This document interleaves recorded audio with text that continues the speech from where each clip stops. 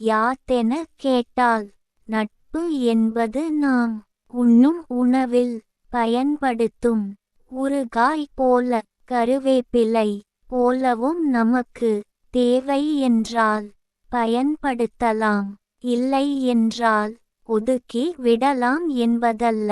சாதத்தில் சரி சமமாக கலந்து சரியான அளவு உப்பிட்டு உணர்வோடு ருசி அறிந்து சாப்பிட தேவைப்படும் சாம்பார் போல, ஒருவரோடு ஒருவர் இரண்டர கலந்து ஒன்றுக்குள் ஒன்றாய் உறவாய் உயர்வாய் உன்னதமாய் உயர்ந்தும் பின்னி பிணைந்தும் இருக்க வேண்டும். அதுவே என்றும் கால காலமாய் உறுதியானதும் இறுதிவரை தொடர்ந்தும் நிலைத்து நிற்பதுவும் ஆகும். கவிஞர் ந. முருகேசன் ஓசூர்.